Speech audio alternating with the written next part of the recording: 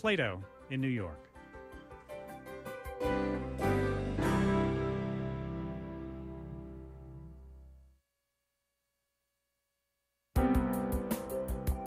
Support for Science Friday comes from Cancer Treatment Centers of America, offering advanced genomic testing that may reveal other treatment options for cancer patients. Learn more at cancercenter.com. And by Lumosity.com, brain training designed by neuroscientists that has been used by 60 million people worldwide, with personalized training programs to challenge memory, attention, and problem solving. Learn more at Lumosity.com. Science Friday is produced by the Science Friday Initiative, a nonprofit organization dedicated to increasing the public's access to science and scientific information. More at sciencefriday.com. PRI, Public Radio International. If your family has money, what questions should you raise about that with your kids? Who has more? Who has less? Why that is? And whether it's fair. Ron Lieber, New York Times, your money columnist and author of the book, The Opposite of Spoiled. We'll continue our series with Ron Lieber and your calls on the next Brian Lehrer Show when we ask how much should you spend, save, and give away. The Brian Lehrer Show, weekdays at 10 a.m. on WNYC. WNYC is supported Just north by... of the Bronx on City Island, there's a road that dead ends at a dock on the Long Island Sound. A tall chain link gate blocks entrance.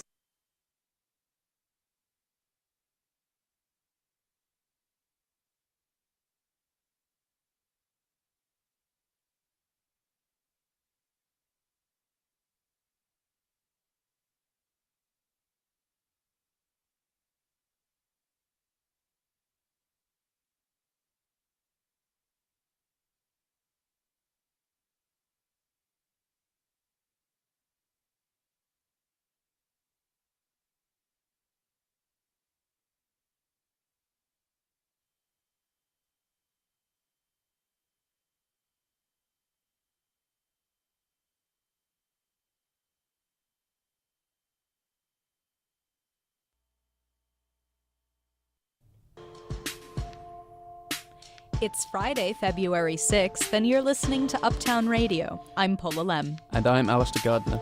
This week's train accident was Metro North's second fatal crash in just over a year. We revisit the December 2013 crash when a speeding train derailed in the Bronx. I was a little horrified. The thought that all this has been going on when we've all been riding on the train. A new coalition of church leaders in Harlem is welcoming LGBT members to their pews. And when I finally found that acceptance from church, it helped me to accept myself. And a group of live-action role players puts an improv spin on West Side Story. I would urge our erstwhile newcomer to hold his tongue and keep the face of his highly respected loyalist hat. Also the latest jobs report, a case to open grand jury records, and a visit to a prison cemetery. But first, this news.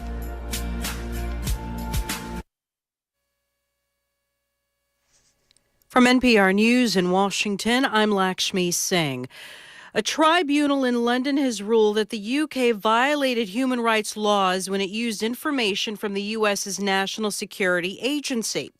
NPR's Ari Shapiro reports the information sharing program changed last year in response to those concerns. The Investigatory Powers Tribunal was established in 2000, and this is the first time it has upheld a complaint about British intelligence agencies. For years, America's National Security Agency has intercepted communications from people around the world, including in the UK.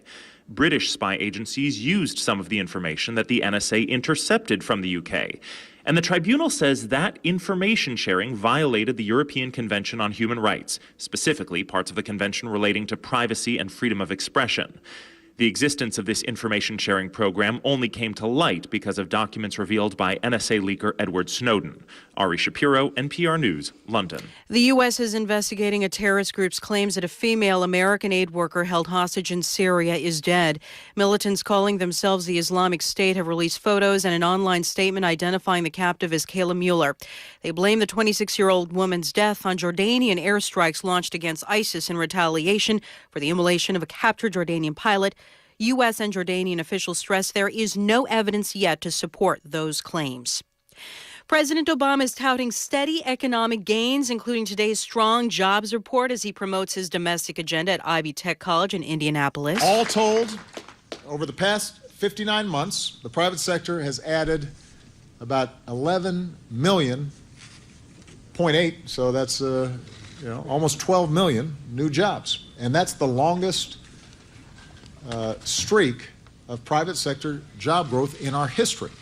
NPR's Yuki Noguchi says a January employment report released by the Labor Department shows that not only are more people working, they're also earning more. Job growth topped analyst expectations, coming in at 257,000. And it also turns out hiring accelerated in the final months of last year, with job growth at a 12-year high for November. Average hourly earnings rose 12 cents, a large gain that shows employers are having to pay more to attract and retain talent. There is evidence the increased hiring may be drawing in job seekers who had been discouraged, but who are now more optimistic about their prospects. Last month, more people started working or looking for work, which increased the labor force participation rate. But the larger pool of job seekers also had the effect of pushing up the unemployment rate slightly to 5.7%. Yuki Noguchi, NPR News, Washington.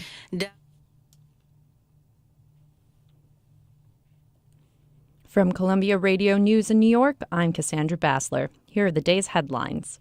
A report from the so-called Islamic State says a female American hostage is dead. The statement says Kayla Jean Mueller was killed in a Jordanian airstrike in Syria on Friday. The claim appeared on Twitter today. If it's verified, Mueller would be the fourth American hostage killed while in custody of so-called Islamic State militants. Friends and family are gathering to remember two victims of the Metro North train crash in New York today. Services for Ellen Brody, the woman whose SUV was struck Tuesday, took place at a suburban synagogue this morning. Train passenger Eric Vanderkar is being remembered this afternoon. State records obtained by the AP show that a third set of safety lights were supposed to be installed at the crossing. The safety work was not completed when the crash took place. And an overhaul of New York City's 911 systems won't be finished until 2017. That's according to City Department of Investigation Commissioner Mark Peters. This is an incredibly important technology project that is going to end up being at least $700 million over budget and at least 10 years behind schedule. The Bloomberg administration that launched the original project aimed for completion in 2007, but the latest probe says lack of communication between fire and police departments created expensive setbacks. And there's good news for the U.S. job market. It's the healthiest it's been in years. Wages have increased the most since 2008, and employers added 260,000 jobs in January. Almost 1 million people are re-entering the workforce, which experts say is a sign that confidence in the economy is growing. And President Barack Obama is discussing his plan for free community college this afternoon in Indianapolis. Right now it's 24 degrees. Columbia Radio News. You're listening to Uptown Radio. I'm Paula Lem. And I'm Alistair Gardiner. The January jobs report released today indicates that 2014 was the strongest year for job gains since 1999. Last month, 257,000 jobs were added to the U.S. labor force. But unemployment rose slightly, from 5.6 to 5.7%. With me to make sense of these numbers is Michael Horrigan from the Bureau of Labor Statistics, the agency that releases the monthly jobs report. Because job growth has been strong, it's a more attractive job market, and people will go from out of the labor force into unemployment looking for work. And so in this particular case, the other number that's significant is that the labor force participation rate, that is the percentage of the population that is in the labor force, rose by 0.2 percentage points, meaning in this case that there was a lot of entrance into unemployment, people looking for work, which kept the unemployment rate about the same. And the areas where jobs have opened up are retail, trade, construction, healthcare, financial activities, and manufacturing. Why is it that these are the areas where job levels have increased? There's various aspects of that. I think to get a good understanding, you have to look underneath each of those areas. And so, for example, in manufacturing, one of the consistent areas of strength for some time now is motor vehicle and parts, which is related to auto sales. If you run over to retail trade, for example, one of the areas that's strong in retail trade is the retailers who sell motor vehicles. If you go to construction, there the strength is really in both residential and non-residential building. One of the things we do look at when you have a sector that has grown is how widespread is that growth. And in this particular case, it's not focused in one particular area like residential. It's actually in both residential and non-residential. Besides motor vehicle and parts dealers, the other two areas that rose, the first one significantly, the non-store retailers. Those are retailers that are selling online, and that was a significant change. And sporting goods, music stores, hobby and bookstores, that was a strong change. It was just on the borderline of being statistically significant. Professional and business services have been a very strong sector as well, and there it was led by architectural and engineering services and computer systems design and related services. Should people be sort of breathing a sigh of relief? Is this a good sign for the U.S. economy and the U.S. as a whole? Well, I think it's what I would call a continuation of good news. We've had a series of a consistent series of strong payroll employment gains, as well as a slowly but steadily dropping unemployment rate. And sure, I would characterize it as good news. Thank you very much indeed. Oh, you're welcome. Bye-bye. That was Michael Horrigan from the Bureau of Labor Statistics.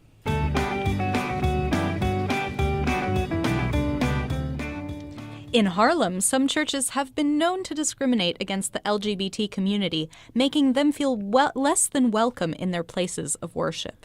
One organization is tackling this discrimination through workshops, forums, and even posters on buses citywide. Anjuli Sastry reports. On the second floor of an unassuming office building in West Harlem, a bishop preaches to his congregation from a stage. A gold chalice sits on a makeshift altar atop a white tablecloth. Men and women in white robes sing behind the bishop. They urge members of the congregation to come up and take Holy Communion. Won't you begin in the rear? Come forward at this time, one by one. It's just another Sunday at Unity Fellowship of Christ Church, New York City. But this isn't your average church service. Unity Fellowship, a non-denominational Christian church, is one of a few churches in Harlem that enthusiastically accepts members of the LGBT community and welcomes those coming out as gay. It was a major blessing finding the church. 23-year-old Miguel Vega is an openly gay member of Unity Fellowship. It's Unity Fellowship Church of Christ is non-discriminative, and you come as you are. We will not turn you away. Vega found the church through an organization called the LGBT Faith Leaders of African Descent, founded 5 years ago by church people like Nora Thompson, who is one of the reverends at Unity Fellowship. I've gone to church myself with more masculine-looking females, and the pastor didn't speak to them. But they spoke to all my femme ones, but they sort of ignored the other one. That's where LGBT Faith Leaders comes in. The organization estimates that half its members belong to churches with predominantly heterosexual congregations. Its goal is to help members of the LGBT community find supportive churches and to make traditionally less open churches more aware of the community's struggle.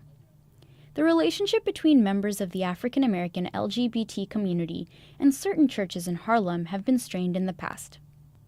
Atla Worldwide Missionary Church in West Harlem made headlines last year when its priest put up hateful language about the LGBT community on the marquee outside the church.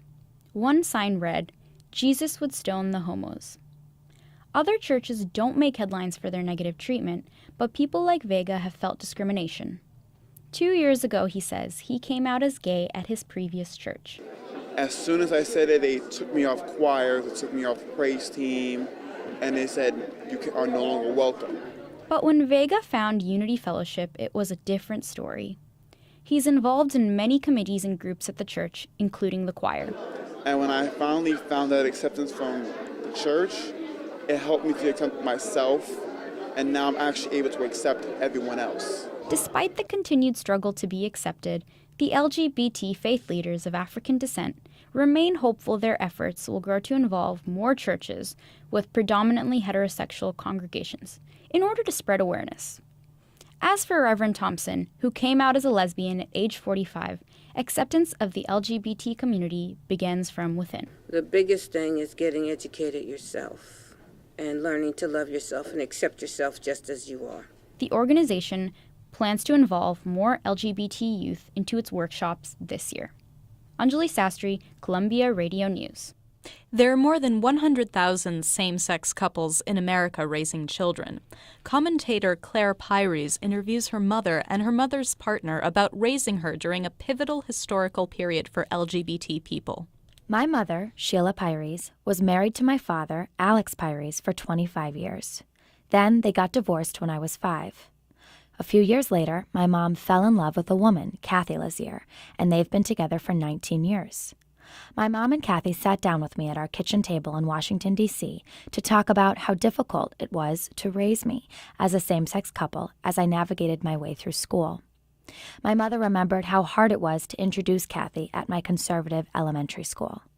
You know, I'd introduce Kath to somebody and say, you know, this is my partner, Kathy, and they'd kind of do a double take, kind of look at me, look at Kathy, and then they'd kind of recover and go, oh yeah, nice to meet you, but you always see the double take. You always, you know, in those days.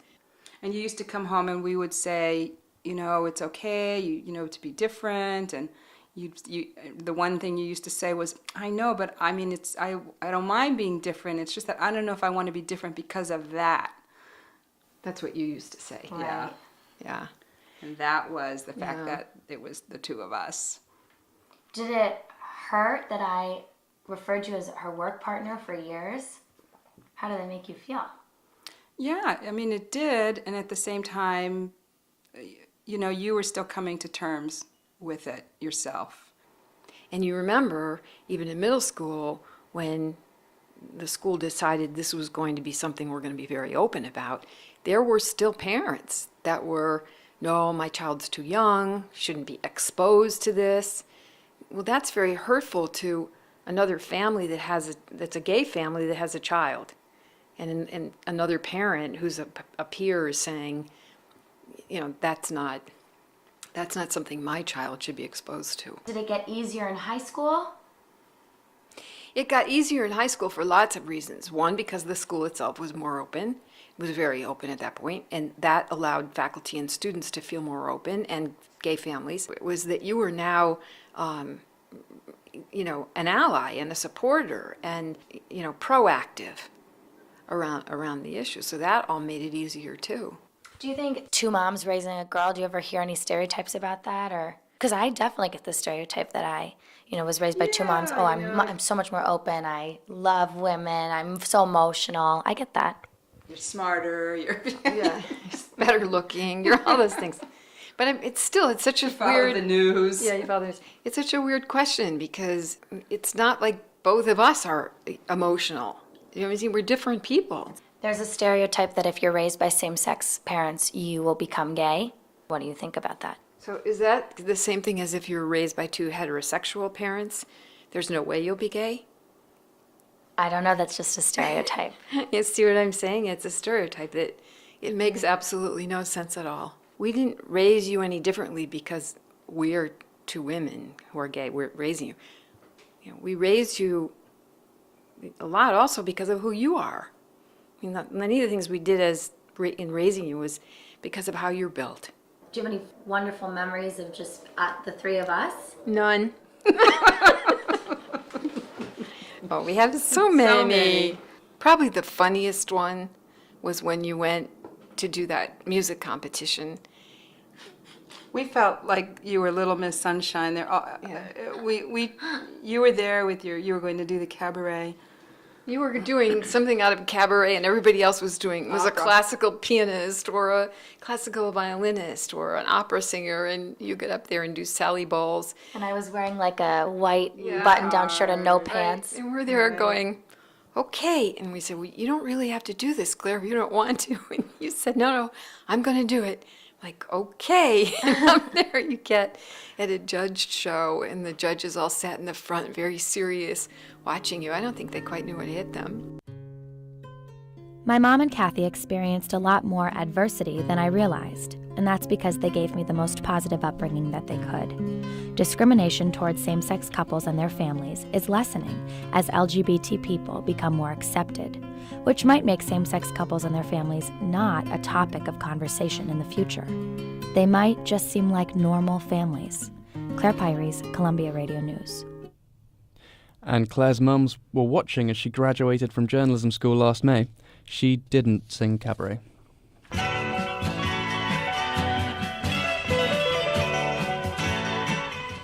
Robert Freeman, the executive director of the Open Government Committee, is pushing for a release of evidence in the Eric Garner case.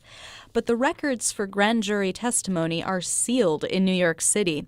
Freeman says when it comes to officials, the public has a right to know. The reality is the public is stuck with us, at least for a time. With respect to police officers, the answer is different. There is a provision of law, the state civil rights law, which specifies that personnel records pertaining to police officers are confidential. And one of the problems is that the courts over the years have tended to interpret that standard broadly to include items that so many of us would not characterize as personnel records. So the reality is that those public employees who have the most power and control over people's lives are the least accountable in New York. And we, the Committee on Open Government, are trying to convince the governor and the legislature to change that. Right now, we're going through a time when the relations between police and the public are fairly strained. And so while there's a very good argument for transparency, there's also this counter argument that releasing information would further hurt those relationships between the police and the public. So I think that is simply wrong for, again, a simple reason. Most police officers do their jobs terrifically well. If we have the opportunity to know which among them, those very few, have indeed engaged in misconduct, that doesn't tarnish the reputation of a police department. That elevates the reputation of a police department. You know, in the Times article, there was reference to an incident that occurred in the city of Schenectady. And it was really interesting. There was a police officer who was having a bachelor party, and he knew that he and his friends would all get drunk, and they hired a bus so that they wouldn't drive. Pretty good. But they threw eggs at people, and 18 officers were reprimanded. Well, we got loads of inquiries, and there was a lawsuit. People wanted to know. They wanted to know which police officers for the city were reprimanded, and we never found out because the Court of Appeals, based upon Section 58 of the Civil Rights Law, saw no way of permitting access. Now, thereafter, I had a conversation with the head of the police union, and he said, nobody trusts us, and it's across the board. And I said, if you release the names of those who were reprimanded, the public would know that the great majority of officers were not. The great majority of officers have done nothing wrong and, in fact, do their jobs well. Well, thank you so much. That was Robert Freeman of the Open Government Committee.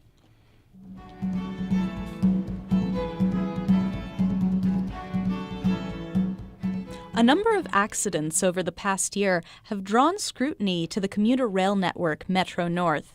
The Federal Railroad Administration has issued a scathing report. The report faulted Metro North for prioritizing speed over safety. Avi Wolfman-Arendt rode the rails to hear what commuters and politicians are saying about a recent fatal accident on Metro North. Metro North's Hudson Line starts in Poughkeepsie and winds its way to Grand Central Station. Deborah, a nurse who works at Beth Israel, has been riding the line every day for a decade. She boarded the train in Hastings-on-Hudson, flush against the river, and says it's the prettiest commuter ride in the New York area. The water is very soothing, the way the countryside is laid out, and the activity, the birds on the river, it's just lovely. The latest came Monday when a train struck and killed James Romanzoff near 106th and Park Avenue in Manhattan. Romanzoff lived his life along the Hudson Line. Traveling north to south, the train stops at Glenwood, a short commute from Gorton High School where Romanzoff matriculated. It then speeds past the Domino Sugar Factory, where Romanzoff worked for over 20 years. He later landed a job as an electrical worker for Metro North, repairing the same track he once worked alongside. One stop later, the train pulls up to Ludlow Station, a short walk from Romanzoff's apartment. Neighbors remembered the 58-year-old as a kind, quiet man who would often clean the tiled lobby floor. Ralston Charan heard about Romanzoff's death on the news. Oh, I was shocked because he's a young guy, very quiet, and I see him, I think the super time he see him Sunday, he was going after weekend, and then he going to work, and then to hear him died, I think it was like a shock to me. Romanzoff is the second Metro North worker to be hit and killed by a train in the past year. As the train continues south along the Hudson Line, it approaches the curve just past Spuyten Duyvil Station. That's where a December train derailment killed 4 and injured more than 70. Longtime Hudson Line rider Ruth Gastel holds her breath every time she rides past the accident site. Whenever we went around the corner, I was a little worried as to what might happen. Today's news only exacerbated Gastel's anxiety. A federal investigation launched 2 weeks after the Spuyten Duyvil derailment accuses Metro North of a deficient safety culture and says agency leadership put punctuality above rider well-being. That report referenced the Spuyten Duyvil derailment as well as 2 other non-fatal Metro North train derailments in the past year. I was a little horrified.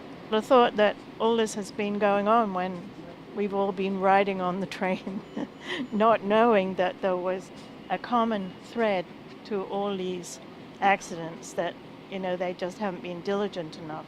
The federal probe, known as Operation Deep Dive, placed the bulk of the blame with Metro North leadership. The report made repeated reference to agency culture and said worker training was insufficient. New York Senator Charles Schumer held a press conference at Grand Central Station, the Hudson Line's terminus, to address the report's findings. He echoed many of its concerns. There were many different types of accidents and even tragedies. All had different specific origins, but everyone points to the fact that the people at the very top did not make culture a #1 priority. That explanation doesn't sit well with Elliot Sklar, a professor of urban planning at Columbia University. Sklar says that by targeting incompetence at Metro North, the government is skirting the real problem: inadequate funds. I would be concerned that there's a safety issue. I am concerned, but I think it's not a cultural issue. I think it's a funding issue. Connecticut Congresswoman Elizabeth Esty offered a similar sentiment. Instead of blaming Metro North, she blamed her colleagues. There has been a dramatic and systematic failure on the part of lawmakers, and particularly in Washington, to prioritize investments in our infrastructure. Our budgets do reflect our priorities, and this is a question of political will. For folks like Gastel and Charan, blame is less important than action.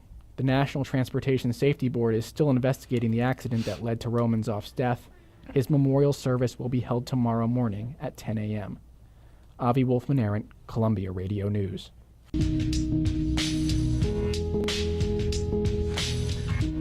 In this busy world of touchscreens and long commutes, there are still those who find time to get together and LARP. It stands for live-action role-playing, a type of fantasy game where people actually get up and move around instead of rolling dice. In recent years, LARP is turning out to be more of an umbrella term than a single hobby. Pierre Benamé reports. It's Saturday night at an acting studio near the Flatiron District. More than a dozen men and women settled down at tables to play a live-action role-playing game. It's called One World by Night, and everyone here is pretending to be a vampire. Things start off slowly, with small groups or pairs of players talking quietly. But it all kicks off when one of them moves to a side of the room. He's in character, arms crossed, and fuming because he lost half of his vampire pack in an ambush. Timmy's dead. He ain't coming back. All of that happened off stage instead of in the game, but now this player is demanding action from one of the group's senior leaders. He wants some kind of effort to get revenge, but the leader isn't having it. I would urge our erstwhile newcomer to hold his tongue and keep the face of his highly respected loyalist pack. All eyes are on the two of them. Players are quietly lining up on one side or the other. It's a bloodsucker's take on a West Side Story. Then all hell breaks loose. We're in combat rounds. Not physically. Players here resolve conflicts with what's called a chop. It's a weird version of rock, paper, scissors. If you win, everyone understands that your character has won. 1, 2, 3, shoot. Oh. The leader wins. It's a turning point in the plot and sets up the rest of the evening. The two who fought each other knew all of this was coming. One of them, the loudmouth, is Andrew Metke. He's what's called a storyteller, one of the key players who drives the plot the other vampires live in. The closest explanation I can give is it's sort of a structured improv where we have a lot of people here, and we provide a setting, and they react in real time and talk to each other and make decisions and build story together. Medke says what he enjoys most about LARPing is when players change the story on him. It's really fun and exhilarating when, you write the story and you think it's going to go this way, and then somebody hooks onto a piece of it and does something you really didn't expect. That's exciting. That's really fun for me. It's really not so different from make-believe. Anything can happen as long as a few players are willing to dream it up. And here, a number of them enjoy really getting into character. My character, his name is Louis Cohen. That's Gabriel Alpert. When he's in the game, he answers to Louis Cohen, a southern gentleman with fangs. Yes, I really do enjoy the accent. I've got this accent. My other character, he does the Yiddish accent, so he's trying to do a lot of things there. Medke, too, isn't here just to manage the game. He says he's a little introverted by nature. One World by Night helps him be more confident. If not pushed, I would sort of huddle up and ignore everybody. This gets me out and makes me talk to people. Players hang out once a month like this, and every time they pick up where they left off, with the same character. Role-playing games that revolve around conversation like this are known as parlor or theatrical LARPs. Lizzie Stark, a longtime LARPer who wrote a book about it 2 years ago, is into a different kind of game. I like games that have as few rules as possible. The rules for some of these games that I'm playing fit on like one paragraph. It's called Nordic LARP, Nordic because it evolved in Scandinavia. It often takes live-action role-playing into more realistic and intense scenarios. There was a big LARP about the summer AIDS came to New York City.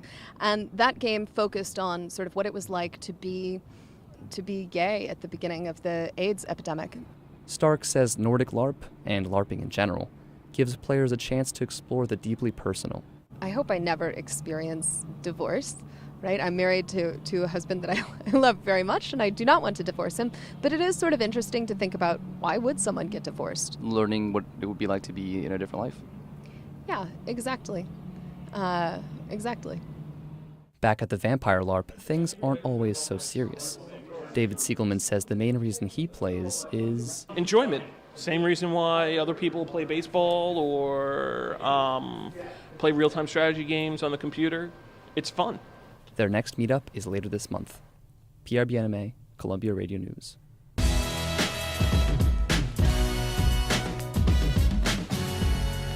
This is Uptown Radio, and there's more to come, so stay with us.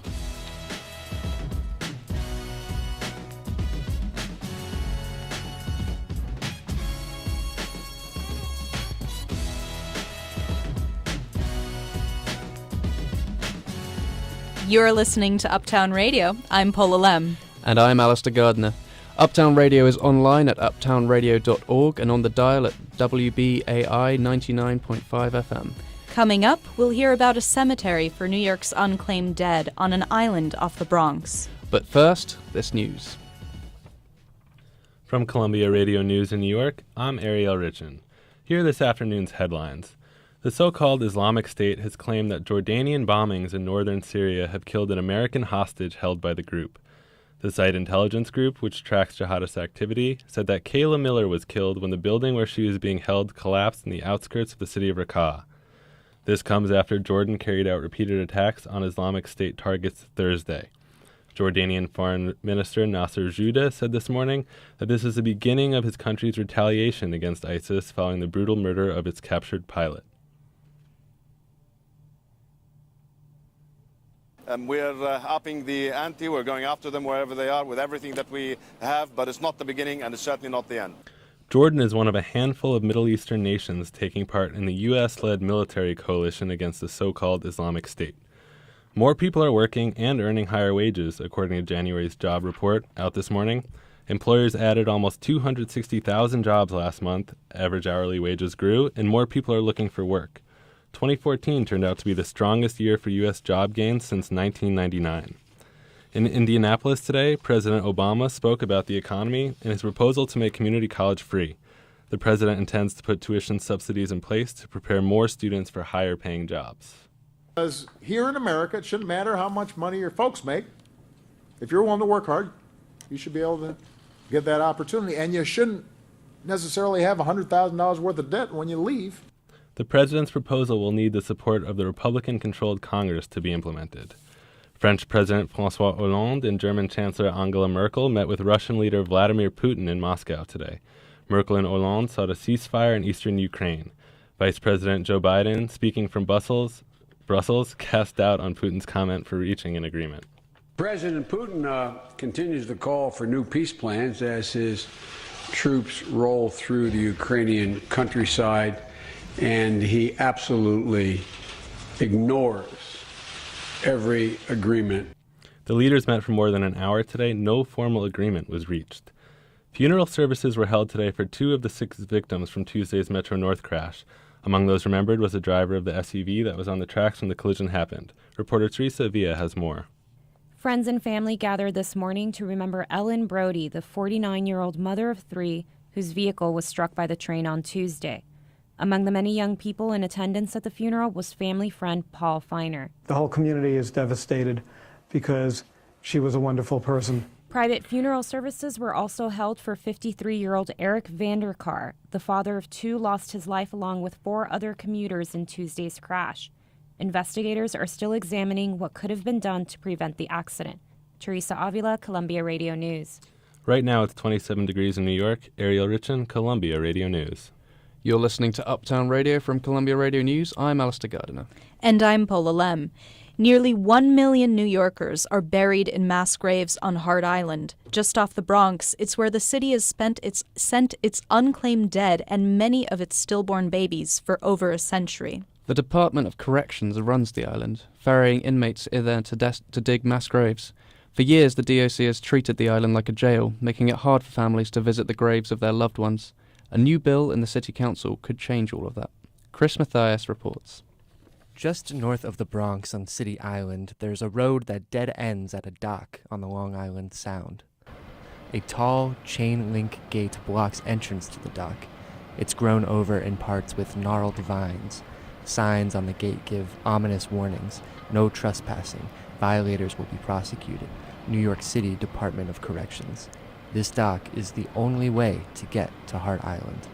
On a cold, windy morning, a white bus drives up to the gate. A guard opens the gate, and the bus drives through to the dock.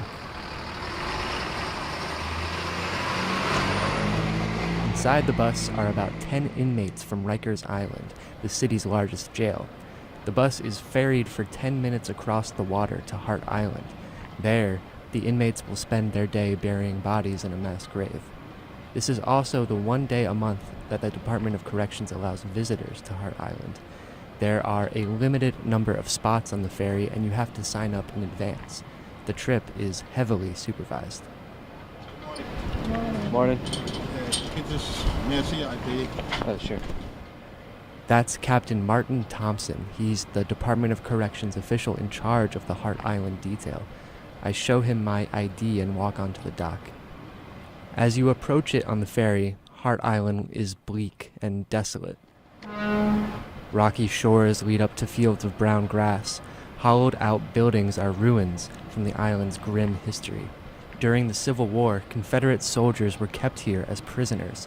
The island also had its day as a lunatic asylum and a city jail with 1,000 inmates. But these days, Hart Island is only used as a potter's field. Once on shore, the guards take us to a small gazebo. I see something in the distance. So I noticed a van over there today. Is there burials going on this morning, or? Captain Thompson tells me the van is from the medical examiner's office. The van arrives almost every day. Inmates unload pine wood coffins. Inside the coffins are the city's unclaimed dead. Many died homeless or poor. Many were stillborn or newborn babies. About 125 coffins arrive here each month. Every coffin is engraved with a number to keep track of where each body is buried. One burial plot can hold 150 adult coffins, stacked 3 deep. A separate trench of the same size holds 1,000 infants. Once a trench is full, it's covered with 3 feet of dirt and marked with white PVC pipes stuck in the ground. The city won't let you near these grave sites, though. Only the gazebo. Back by the dock on City Island, I met Elaine Joseph. Her daughter's body is buried on Hart Island. Her daughter, Tamika, was born prematurely at a Manhattan hospital in 1978 and died a few days later. Elaine wasn't there. She was stranded at home by a blizzard. After days of grieving, she was told her daughter's body was given to the city for burial, but no one knew where she was buried. She never left my mind, not for one day, not for one moment. But as years went on, I kept listening, trying to find out, how to locate her. 30 years passed. And then I was watching a news program, and I saw a story on a place called Hart Island, and a woman named Melinda Hunt. Melinda Hunt founded the Hart Island Project to help families with loved ones buried on Hart Island. There are many women like Elaine, Hunt says, women who, while overcome with grief, didn't know what it meant for the city to take care of their baby's body. And they're not told what letting the city take care of it means. They're not told it's a mass grave. They're not told that they can't visit. Hunt was able to arrange 2 visits for Elaine to the Hart Island gazebo. She was escorted by guards and wasn't allowed to visit her daughter's gravesite. The city, she said, had turned her daughter into a prisoner. And this is a baby girl. She was not a criminal. No one, maybe there are some criminals out there, but none of these babies were criminals. These were all newborns and stillborns. They didn't do anything wrong. The Department of Corrections refers to Hart Island as a secure facility. The gravedigger inmates, it says, are a security threat to visitors. That's why the city treats Hart Island like it's a jail. And it's why Elaine and Melinda support a bill that would transfer jurisdiction of Hart Island from the Department of Corrections to the Parks Department. Hart Island would become a public park. City Councilwoman Elizabeth Crowley introduced the bill last month. She envisions a public memorial for those buried on the island and regular ferry access for visitors. I do think that it should be a place where not only family members but the general public can come out and visit without feeling like they're going to visit a jail. Last December, the Department of Corrections granted a request by Elaine and 8 other women to visit their babies' gravesites. Elaine was the first to go. On a frigid day this past February, she stepped off the ferry onto Hart Island. After over 35 years of waiting, she walked to her daughter's gravesite. I said to myself I wasn't going to break down and cry when I got there. That's when she noticed that Captain Thompson, the Department of Corrections official, had done something special. He had brought flowers to the site and left flowers at the gravesite. When I saw that, I lost it. I really lost it. Those flowers were left for me, for her, to symbolize her grave. Her grave, her and the 999 other babies that were buried with her. It's an experience Elaine hopes more relatives of those buried on Hart Island get to have. Hart Island wouldn't be the first Potter's Field to become a park. Washington Square Park, Madison Square Park, Randall's Island were all Potter's Fields before they were parks. Chris Mathias, Columbia Radio News. Well, that about does it for this edition of Uptown Radio. Thanks for listening. Our show is produced by Anjali Sastry, Teresa Avila, and Adelie Ponte, with help from Ariana Skybel and Hava Garari and Camille Von Cannell. Nardos Mesmer was our web producer. Our senior producer was Joe Sykes. Miriam Sitz was our executive producer. Gregoire Mull directed our show with help from Hannah Klingberg and Charlotte Gibson. Dasha Lisicina edited our show with assistance from Tyler Daniels. Special thanks to our professors Rick Carr, Carrie Donahue, and John Dingus. I'm Paula Lem. And I'm Alistair Gardner. Uptown Radio is live on Fridays at 4 p.m. You can find us anytime online at uptownradio.org. You can also listen to us at 7 p.m. on WBAI 99.5 FM. From all of us here at Uptown Radio, thanks for listening.